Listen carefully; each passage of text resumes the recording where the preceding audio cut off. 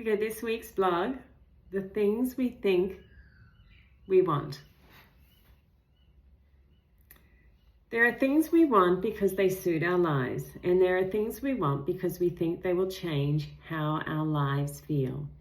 A wise man once told me to go buy everything I wanted. Buy the car, the clothes, the house, the holidays. Keep going until there was nothing left I could think of wanting. Because, he said, when there is nothing left to buy, you are eventually forced to ask yourself a much harder question. What do I actually want? I have never reached the point of owning every material thing I could possibly desire. There are still things I would happily buy, places I want to travel, and experiences I want to have. I am not someone who believes wanting beautiful things makes us shallow, or that ambition becomes more virtuous when we pretend not to care about money. But I have become increasingly interested in the difference between the things we want with clarity and the things we can simply make a good case for wanting.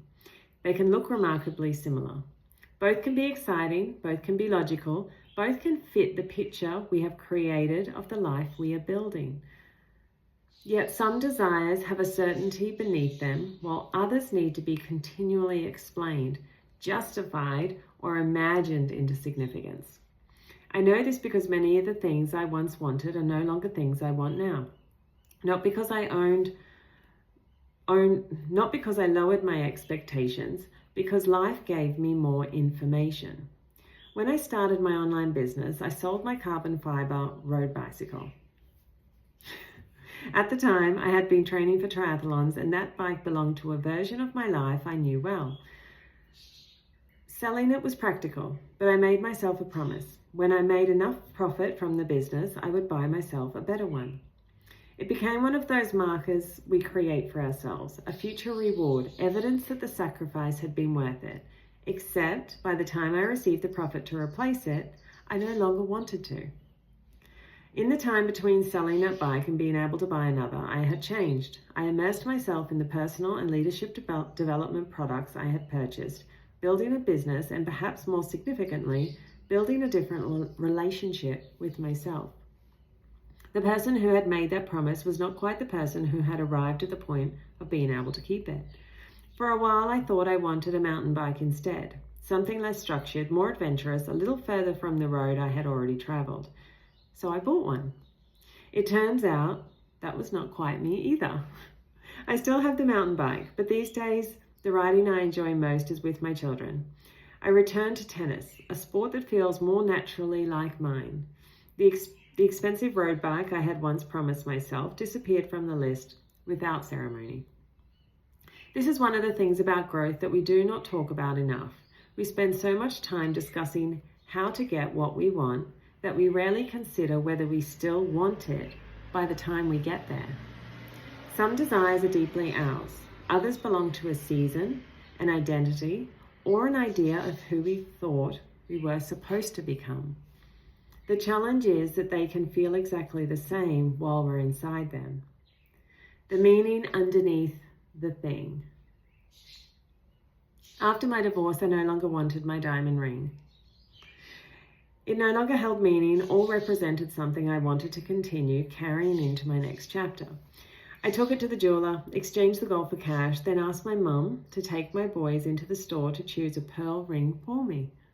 I used the money from the old ring to help buy the one they chose. Today, I wear the pearl and diamond ring. Today I wear the pearl and diamond ring from my children, and I still absolutely love it. The material object did not become less important to me. In some ways, it became more important. What changed was the meaning I wanted it to hold. There is a tendency, particularly in conversations about personal growth, to create a false divide between material success and emotional depth. We are encouraged to believe that one is superficial and the other is enlightenment. I do not see life that way. A beautiful home can create a space for a family. Money can create choice. A successful business can return time. A vehicle can carry children, bicycles, and camping gear towards a life you genuinely enjoy. The object itself is rarely the whole story. What matters is whether we understand what we are asking it to give us. We chase success, but often what we are really searching for is freedom. We want the bigger income because we want choice. We want the beautiful home because we want to feel safe. We want the holiday because we desire space and experience. We want the promotion because we want to feel valued. We want the relationship because we want to feel connected, chosen, maybe loved and understood. Sometimes the thing delivers that feeling, sometimes it does not. Emotional wealth to me is partly the ability to know the difference. It is the richness of a life that feels good from the inside, not only one that looks good, successful from the outside.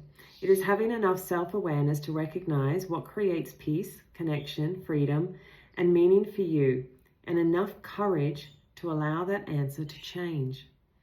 We are allowed to change what we want. What I thought I wanted in a life partner when I was younger is not what I want now. That is not about looking back and rewriting the past. Life teaches us what matters to us, what we value, and what we need in order to feel at peace within our own lives. My wants now are far more internally refined. Peace, flow, space, the freedom and synergy to create a life together with aligned values and open communication. Age has not made me less discerning. Experience has simply made me less interested in details that do not determine the quality of a life. I think this happens in many areas. We spend years creating a picture of success, often before we have enough experience to know how we want our days to feel. We choose careers before we fully understand ourselves. We set financial goals before we understand what enough means. We imagine relationships before we understand what we value most within them. We create a version of the future using knowledge, values, and perspective we have at the time. And then life gives us more information. The problem is not that we change our minds. It is how often we continue chasing an old desire because we have already invested so much of ourselves in wanting it. There is a certain maturity in being able to say, I wanted that once, I do not want it anymore. It does not make the earlier decision foolish. It simply means we know something now that we did not know then. I see this in the way I make decisions now, and increasingly in the way my children do too. We have a rule in our family for anything with a lasting effect. A tattoo is a great example. If you want a particular design, you need to still want it in 12 months' time or 12 months later before you make it permanent. No one is getting a tattoo, especially at their young ages, but the conversation has come up with many others. The boys have adopted this principle into other decisions. Recently, my eldest was choosing which middle school he wanted to attend. He had an answer, but he did not tell me for 2 weeks. Might have been more. He wanted to make sure he still felt the same way. I loved that. Not because every decision requires 12 months or even 2 weeks, but because there is wisdom in learning not to confuse the intensity of a feeling with the permanence of a desire. We live in a world designed to shorten the distance between wanting and having. We can buy almost anything immediately. We can change direction because we are bored, upgrade because something newer exists, and mistake urgency for clarity.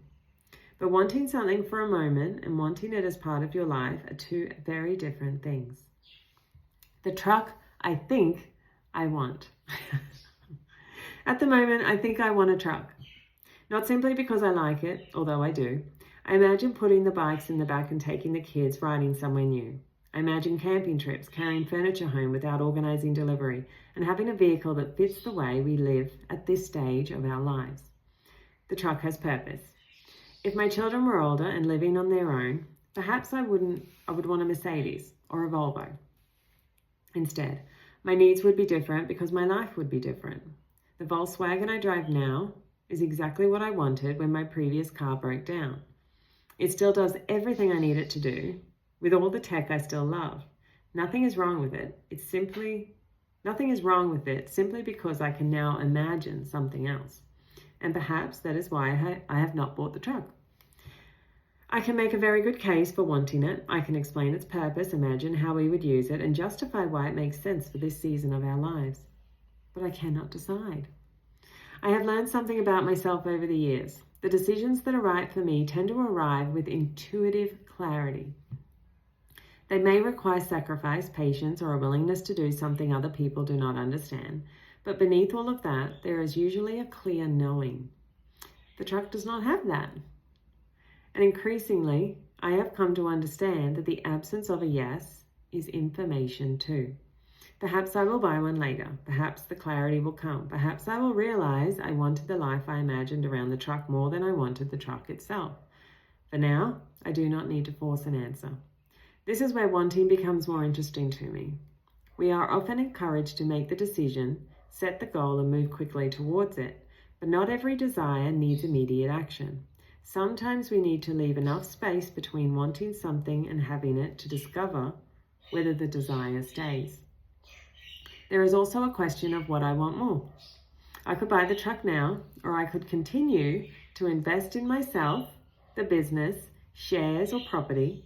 I could have the thing today, or strengthen my ability to create more choice later.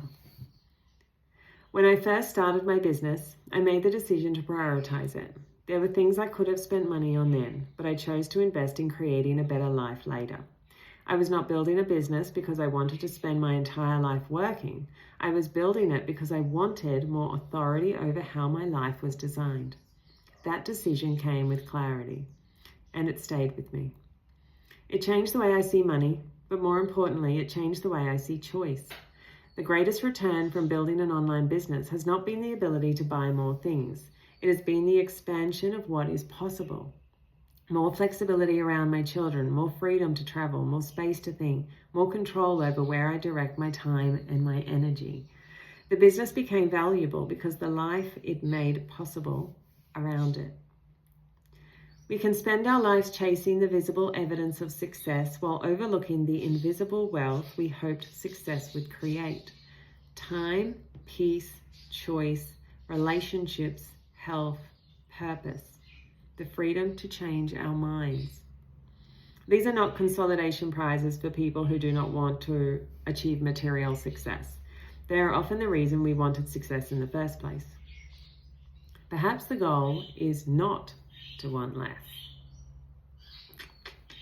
I do not think the answer is to become detached from desire. Wanting can be wonderful. It gives us movement. It invites us to imagine beyond our current circumstances. Ambition has created some of the most meaningful changes in my own life. But there is a difference between being driven by desire and being directed by it. The older I get, the less interested I am in whether I can make a convincing argument for wanting something. I am more interested in whether beneath the logic and the possibility of the picture I have created around it, the answer feels clear. Not because every direction needs to become a deep philosophical exercise. Sometimes we simply like the shoes. Sometimes the holiday is just a holiday, and sometimes a truck is just a truck. But the bigger the decision, the more useful it is to understand what we believe it will change. The career, the business, the house, the relationship, the income, the next version of ourselves. Some things we think we know we want. Some things we think we want. Some things we continue wanting long after they have stopped belonging to us. And some things make perfect sense on paper but never quite become a yes. Perhaps that is one of the privileges of personal growth. We become more selective and more intentional, not because life offers us less, but because we understand ourselves more. We learn that changing our minds is not failure, that waiting is not always indecision, that the absence of clarity does not need to be overcome simply because we are capable of making a decision. Sometimes, the space between wanting something and having it is where we discover what we were really searching for. The list may get shorter, the life becomes deeper, and somewhere along the way, success stops being about collecting everything we once thought we wanted. It becomes having enough freedom to choose, enough self-awareness to recognize what matters, and enough trust in ourselves to not force a yes before it arrives. Subscribe if you want to get them in real time when the blogs are released. Otherwise, you can tune in for next week's Blog of the Week.